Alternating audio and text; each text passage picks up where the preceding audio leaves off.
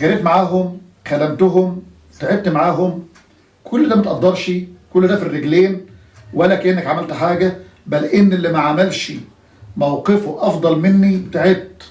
لابد أعترف إن الخطأ كان عندي مش عندهم، لأن أنا لما اديت كان لابد إن أنا أختار البني آدم اللي أديله، البني آدم اللي أنا أتعب معاه، البني آدم اللي أنا أضحي عشانه، البني آدم اللي أنا يعني أقتطع من بيتي ومن وقتي ومن مادياتي ومن كل حاجة عشان أضحي عشانه.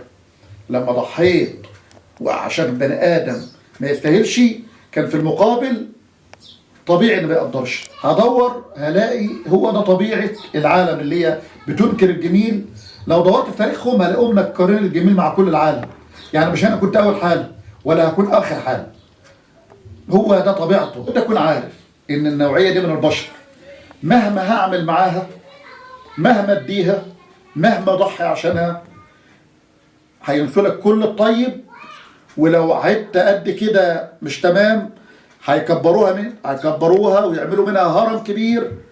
ممكن تكون هم اللي مخترعينها، يعني مش ممكن تكون انت خطأت بالفعل، لا والله، ده ممكن يكون بالفعل هم اللي اخترعوا حاجة عشان يداروا عيوبهم، اخترعوا حاجة غلط وكبروا منها وكبروا منها وكبروا منها عشان يداروا على كل المميزات اللي شايفينها فيه. وفرحانين قوي ان في حد من نوعيتهم وشكلهم وبيئتهم وبيسمع لهم ومدهم ودنه، وكأن اللي فعلا ان كل اللي بيقولوه حقيقي، وكل اللي الراجل ده عمله كان جهل في جهل وغباء في غباء، وراجل وحش وراجل ابليس بيقول له يا عمي. بجد فيه بشر البعد عنهم غنيمة. بقول الكلام ده ليه؟ لأن المشكلة اللي بقولها ممكن تكون مطبقة على جميع البشر. يعني كل العالم هتلاقي في حياتها بني آدم انت تعبت معاه، ضحيت عشانه، اديت كل اللي تقدر عليه من مجهود ومادة ووقت، وفي النهاية كل ده لم يقدر ومش هيتقدر. ولو عملت اكتر من كده مش هيتقدر. ولو رجع بيك الزمن وكنت قدمت 10 أضعاف برضه كان كله هيبقى تحت رجليه. العالم دي والنوع ده اوعى تديله اعتبار في حياتك. هم مش موجودين، مش ان انت بتلغيهم، مش ان انت بتحطهم في مرتبه متاخره، لا لا لا لا، هم مش موجودين في الحياه. اعتبرهم مش ان هم اموات، لا، هم ما جوش الحياه اصلا.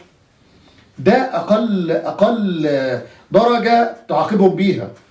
انت مش شفتهمش قبل كده، هم اقل من انت تشوفهم.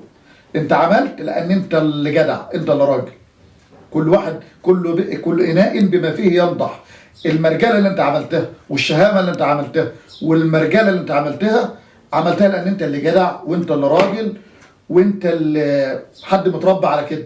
هم نكروا لان هم بالفعل نكارين ولئيم وحد لا يؤتمن، حد كل العالم شهداله بعدم الكفاءه، بعدم الانسانيه، بعدم المرجله.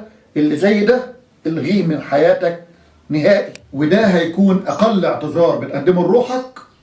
وبعد كده لما تيجي اختار بني ادم تعرف تتعامل معاه، بني ادم يكون راجل، بني ادم اللي كل العالم شهداله ان هو مش تمام. اوعى تفكر ان هيجي معاك انت ويبقى تمام، لان هو ده طبع، هو اتعود على كده، هو اتعود ان العالم تشتم عليه تغلط فيه. شفت الراجل اللي كان يتبول في بئر زمزم ويقول لك اردت ان يذكرني العالم ولو باللعن.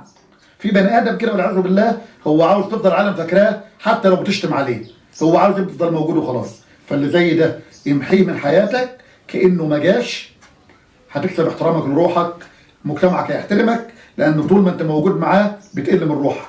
فابعد عن النوعيه دي تماما. السلام عليكم.